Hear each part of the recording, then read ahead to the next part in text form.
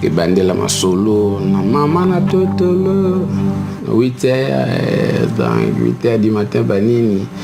un certain 29 mai 2016 totolo bani baya babimi pour na okendo ko ça déchargement bali ba conteneur bani donc bozo mona wana donc mpako Augustin na Pointe banini na idéologie ka no train venir bani donc to ba neto to attaquer masolo banini donc bozo mona wana ndi bakar baya ginango o panzi ko to donc monsieur Gilaza wana yana simbi bena masolo ta sécurité baningo donc yindi bena zo ko sera siré kimia leader mo bulute accidenté le côté banzona monsieur Gaston Ali pour no superviser ka masolo ningi ala donc di solo wana chomba e ba metrango e kweki na ba vendeze alobi e faze na mbinda me fa ba kota te so ibila masolo ya ningi nini est-ce que ba kota er nini to bajo ngo ba faze na no ka ningi ala alors voici rassuré faut que les solo na chombo ga ningi ala banini voici rassuré ma solo quoi dans les besoins mon esco boré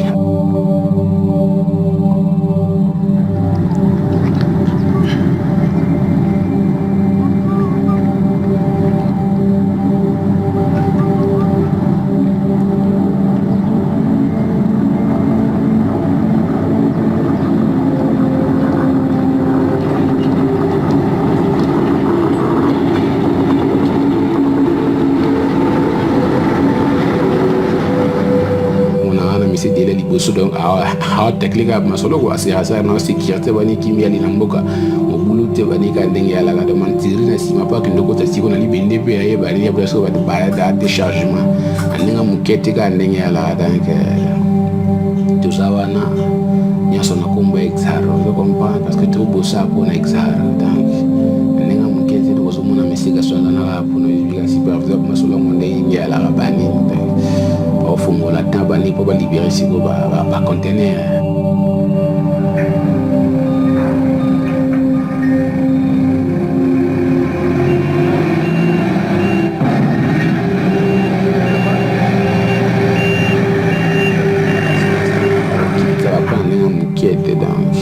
kita pena ba plan pena danser ça va plan tout pena nasser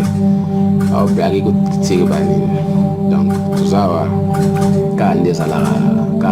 donc yo sala na tout bani donc de bo mona masolo etambola wana donc monsieur Gistazo kiti sala ngona nenga muketa tombola ngona nenga masikiti o mona ga lenge mpaka ba mwa li suka pour no sia c'est no sécurité ali kimi ali donc o tout bani donc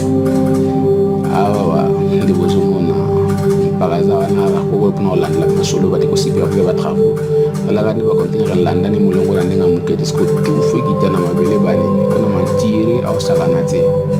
mantiri kuna blagete go donc au kitse ba bor kuna ndinga mukete mosi donc ote zole mbala mote mosi donc sana ko tete malheureusement bani kota suka tandinga kita donc moi crevezo la ndinga zala ko tumpa ga bia ta yuna crevezo ngana ambose donc de bomo mpaka onya tango na ndinga muya mukete ko iya na grand bord to ka pena ba blon ani to ka pena ba kontemna ko donc ba ko tasie bari no kontemna matama likolo au blague ko titi ko tiwa donc par exemple ya sara na ko titi tanda a ko tango donc au blague c'est ils ont ba et qui sont allés à stockage temporaire côté ba chango temporairement en attendant va libérer train peut libérer voie et voilà quoi on a boré na mulungu sombo banini donc nga mukete ba conteneur na mulungu sombo scotché vide bani donc boré à 60 plan na mbala mongo dans l'égitibo 60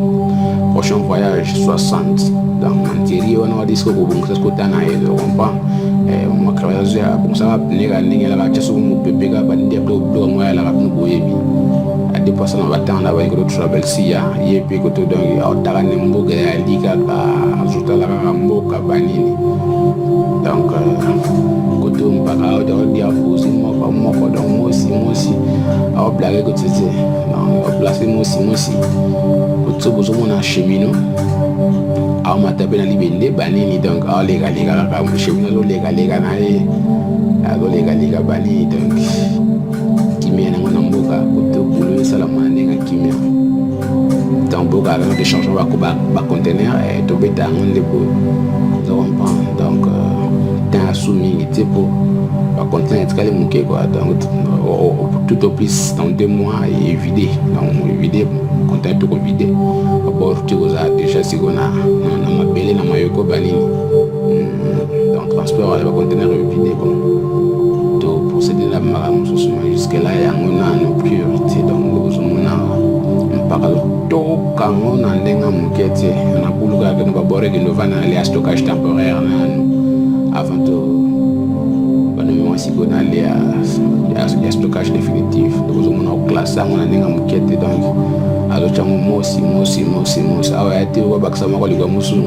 koto no ni yango te koto no li solo na ndenga bien ke no bore vanda siko ko accident la te vous comprenez place kitoko mosi kandenge ala debuzo mona mpaka zokota na bord donc zokota na ngobena na ninga muketo mpaka zana ba plan zo mwana mpaka zo na ngo zo mona bomoni na leli bomoni wana mpaka